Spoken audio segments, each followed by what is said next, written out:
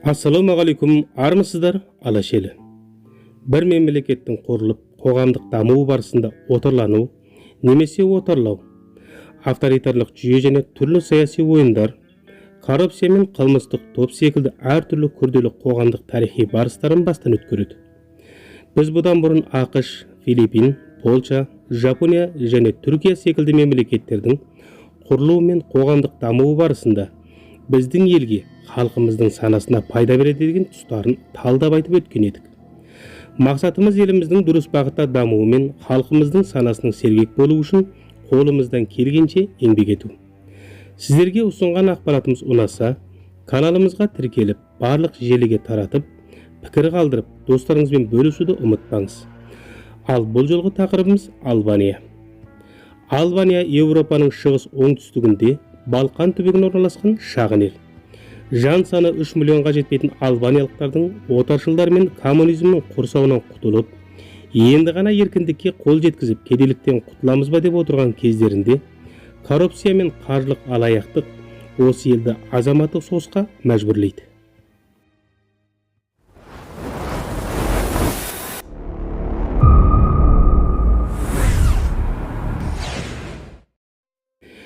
Тарихта ілгерінде кейінді Грецияның, Рим империясының, Македондар мен славяндардың отарында болған Албания 15 ғасырдан бері 500 жылға жақын Осман халифатының құрамында болды. 1912 жылы бірінші Балқан соғысынан кейін Австрия мен Венгрия Сербияның Адриат теңізіне шығатын жолын тосу үшін сол жылы 28 қараша күні Албанияға алғашқы егемендігін алып берді. Бірінші дүниежүзілік соғыста Австрия, Венгрия, Италия, Францияның ілгерінде кейінді басып алуында болды. 1924 жылы сәтті саяси төңкеріс жасаған Ахмет Согу патша танып, елді 14 жыл билейді. Албания екінші дүниежүзілік соғыста Италияның тұтқынына айналды. 1943 жылы Италия әскери жеңілгеннен кейін Албанияны немістер билейді. Албания коммунистері 1944 жылдың соңында бүкіл ел аумағын Германия әскерінен азат етіп, басшылары Әнуар Қожаның бастауында 1944 жылы қазан айының 20-сында құрылған Албания демократиялық өкіметі патшалық түзімді күшінен қалдырып, Албания Халық Республикасын құрады. Республиканың аты 1976 жылы 28 желтоқсанда Албания Социалистік Халық Республикасы болып өзгереді. Әнуар Қожа билік еткен заманда батыспен текетіресіп тұрған коммунистік елдермен байланысы қою болады. Коммунизмді мақсат еткен бұл достық Албанияға ұзын жылдар бойы КСР мен Қытай секілді ірі елдерден тегін экономикалық көмек пен басқа да қоғамдық көмектер ағылып тұрады. 1960 пен 1980 жылдар арасында Әнуар Қожа Югославия мен Кеңес өкіметін және Қытайды ревизионизмнің жолымен жүріп социалистік империяға айналды деп сындап, бүкіл шекарасын тарс бекітіп, сырт елдермен байланысын үзеді. Албания ешкіммен араласпайтын жабық бір мемлекетке айналғанымен қоймай, Әнуар Қожаның күдікшіл қатал қытымыр мінезінің әсерінде өз халқын бақылап темір тегеурінде ұстайтын 700 мыңнан астам бункерлер салынып, бүкіл Албанияны алып бір түрмеге айналдырады. Әнуар Қожа өлгеннен соң 1990 жылы Албанияның жаңа басшысы болып тағайындалған Рамис Алия мемлекет саясаты мен экономикасына реформалар жасап, дінге, ақпаратқа, бөлек пікір мен көзқарастағы партиялар мен еркін саудаға ерік беріп, туризмге жол ашады. ақш пен КСР ортасындағы дипломатиялық қарым-қатынасты қалпына келтіреді. 91 жылы бір партиялық жүйеден көп партиялы басқару жүйесіне көшкен Албания мемлекет атын Албания Республикасы етіп өзгертіп, 46 жылдық солшылдық сталинизм мен Әнуар Қожа идеологиясының басқаруына нүкте қойып, мемлекет туындағы 5 жұлдыздың белгісін алып тастайды. Рамиз де алғашқы ел президентіне айналады. Коммунизмнің бұғауынан енді ғана босаған Албанияның қоғамдық жағдайы демократиялық өзгерістерге қарай бет бұрса да, ел ішіндегі экономикалық ахуал мен коррупция ауыр жағдайда тұрған еді. Оның үстіне келіп қосылған Сербиямен болған ара қатынасының ушығуы мен Косово соғысы босқын санын арттырып, мемлекеттің инфрақұрылымдарын тоздырып, коррупция ушығып, жұмыссыздық пен қылмыстық топтар көбейіп, билікте өзара бақталасқан саяси топтардың саны арта түседі.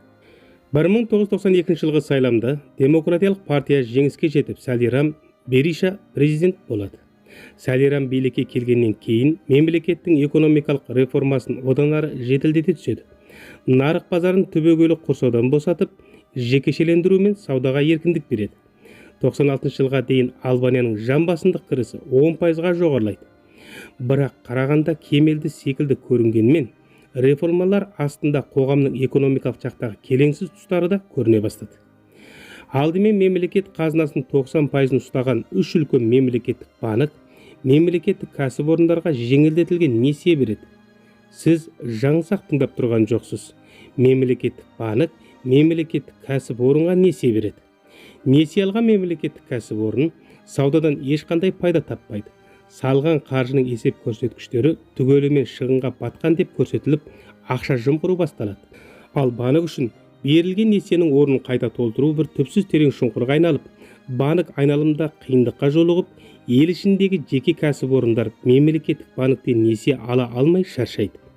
Өкімет қанша жерден сырттан қарыз алып, түрлі жолдармен бұл қиындықтан шығуға күшенсе де, банағы шұңқырдың бостығын толтыруға күштері жетпейді. Амалсыз билік несие беру шарттарын өзгертуге мәжбүр болады. Әрқандай бір мемлекеттік банктен несие алған кәсіпорын бірқатар керекті тексерулерден өтуден сырт, өтініш берген несиенің 45%-ын ғана ала алатын етіп өзгертеді. Тексеруден өтпесе, ол кәсіпорын мемлекеттен қарыз ала алмайды. Бұл өзгеріс кәсібін дамытқысы келген көптеген шағын орта бизнеспен айналысатын жеке кәсіпорындардың несие алуына одан ары қиындықтар туғызады. Дәл осы орайда қараңғы базарда заңсыз банк секілді құрылымдар пайда болады. Олар халықтан жоғары пайда береміз деген атпен ешқандай заңды құрылыммен қалыптаспаған жолдармен қаржы топтап, одан ары жоғары өсіммен жиналған қаржыны кәсіпорындар мен жекеге несие етіп таратады. Билік бұны көрсе де көрмеске салды. Өйткені бұны солардың ішіндегі кейбір білікті азаматтар жағынан әдейі жасалып жатқан еді. Жоғары өсімді оңай несиеге ие болған азаматтар тезірек ақша табу үшін заңнан айналып өтуге тырысып, қомақты қаржы табуға әрекет етеді. Бұның салдары қоғамда түрлі контрабанды, улы шегімдік, адам саудасы секілді заңсыз әрекеттермен шұғылданатын қылмыстық топтардың пайда болуына түрткі болады. Экономикалық қиыншылық шешілмей, керісінше қылмыстық топтың көбеюі коррупцияны одан ары ушықтыра түседі. Сали Рамда демократиялық партияның басшысы болса да, біртіндеп диктаторға айнала бастайды. Дәл осындай қоғам қалтырап тұрған тұста, енді ғана коммунизмнің бұғауынан құтылып, санасы әлі толық ашылмаған, қолындағы қаржысын қалай басқаруды білмейтін халықты алдап соғудың екінші бір жолы Пандес схемасы деп аталатын қаржылық алаяқтық ортаға шығады. Пандес схемасы 20 ғасырдың басында алғаш ақш-та Чарльз Пандес дейтін италиялық еврей қаржыгер жағынан ортаға шыққан қаржылық алаяқтық. Экономикалық қаржы топтау мен қаржы қосудан білімі жоқ, тез байимын деп үміттенген адамдардың қалтасындағы ақшаны жоғары өсімді пайда беру арқылы топтап, өздерінің қаржылық пирамидалық шырғасына алдап кіргізетін алаяқтық ойын еді. Албанияда қаржылық алаяқтық топтардың сәтті табысқа жетуінің себебі, алаяқтар біріншіден бастапқыда халық ортасына қаржы қосудан келген пайданы насихаттаумен өсімінің пайдасымен салған қаржысын алғашқы қаржы қосушыларға беру арқылы қоғамда сенім қалыптастырып, адамдарды қызықтырып, халық қолындағы қаржыны өздеріне тартты. Тіпті қалай қаржы қосудың жолын үйрететін ашық сабақтар да пайда болды. Екіншіден, мемлекеттің еркінсітуі мен парақорлықтың тыйылмауы Албанияның түрлі ақпарат құралдарының да қаржы қосу қауіпсіз, аз қаржымен қысқа уақыт ішінде көп пайда аласын деген рекламаларымен қоса өкіметтің өзі де халық алдына шығып кепілдік беруі осындай қаржылық алаяқтардың өз айлаларын іске асыру үшін қолданатын ең сенімді табыс құралдарына айналды. Албанияда Вефа сауда серіктігі, Жалисса ақша айырбас серіктігі, Попули қайырымдылық қоры, Жафери қоры және Сучча пирамидасы секілді 5 үлкен пирамидалық ұйым болды. Вефа сауда серіктігін 1994 жылы Вехби Алимуча деген адам құрған. Қолында көптеген қонақ үйлер мен ауыл шаруашылық фермалары бар. Вефа серіктігінің тағы бір телевизия каналы да бар.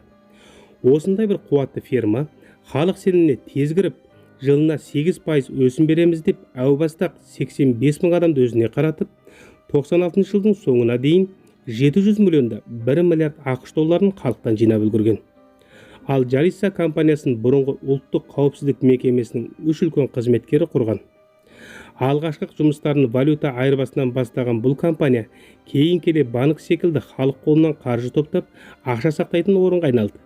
96 жылға барғанда 10% өсім береміз деген атпен 170 мың адамның қолынан компанияға салынған ақша $850 миллион жеткен. Яғни әрбір адам $5 мың ақшасын салып жіберген. Попули қайырымдылық қоры мен оның филиалы Жаффери қоры сыртынан қарағанда қайырымдылық істермен шұғылданатын орындарға ұқсағанымен, іс жүзінде орасан зор бір үлкен пирамидалық топ болатын. Алғаш жұмыстарын бастай салып 300 мың адамды өздеріне қаратқан бұл топ қысқа уақыт ішінде 3.500.000 жан саны бар Албанияның 3/2 бөлігіне таяйтын 2 миллионға жуық халықты өз шырғаларына түсіреді.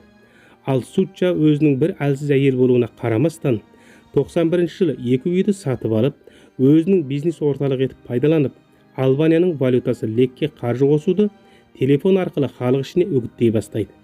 Осындай бір қарапайым әдіс амал арқылы 50 миллион ақш долларын қалтасына басады. Бұлардың ішінде Вефа мен Жалиса сияқты компаниялардың тұрақты мүліктері бар болса да, халықтан жоғары өсім арқылы уәде беріп жинап алған ақшаның орнын толтыру мүмкін емес еді. 3 айдың ішінде салған қаржы 2 еселенеді деген сөзге сенген халықта қолындағы бар мал дүниесін сатып, қаржылық ойынның құрбанына айналады. Билік осындай топтардың еркінсуімен халық ақшасының ұрлануына себеп кереді. Ел ішінде өкіметтің өзі де халыққа тиесілі болған әлеуметтік медициналық сақтандыру қоры болған $1 миллиард салып жібереді. Тіпті кейбір биліктегі азаматтардың да бұл топтарға қатысы бары айтыла бастайды. Биліктегі демократиялық партияның сайламда жұмсалған қаржысының да осындай алаяқтықпен айналысатын топтардан келгендігі ашыққа шыға бастайды. Ай сайын жан басында кірісі $80 болатын Албания халық үшін $1 миллиард медициналық сақтандыру қоры өте үлкен қомақты ақша еді.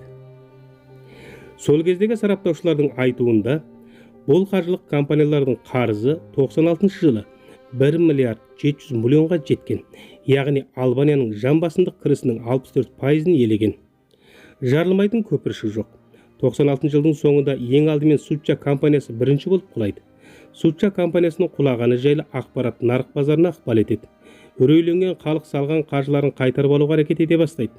Қалған компаниялар да өсімін 5%-ға төмендетіп, халық сеніміне қайта кіріп, өздерін қорғап қалуға тырысса да еш өнім бермейді.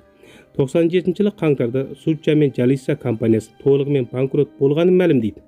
Жалиса фирмасының сыртқы қарызы $340 миллион асып, ең үлкен акционері және бастығы $17 миллион жымқырып шетелге қашып кетеді. 98 жылы Вефа компаниясы банкрот болғанын мәлімдейді. Сыртқы қарызы $250 миллион асып, бастығы Вехпи Алимуча түрмеге жабылады.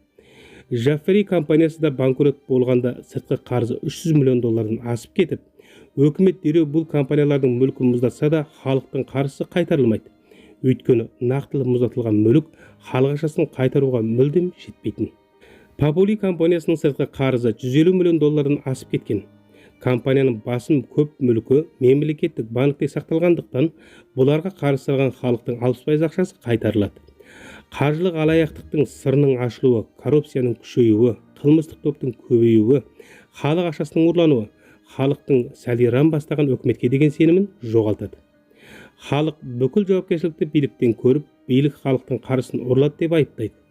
Халық наразылығынан пайдаланған қарсы партиялар сәли өкіметі халық ақшасын қайтарып беру керек деп талап қояды. Халықтың билікке қарсы қозғалысының басшысына айналады.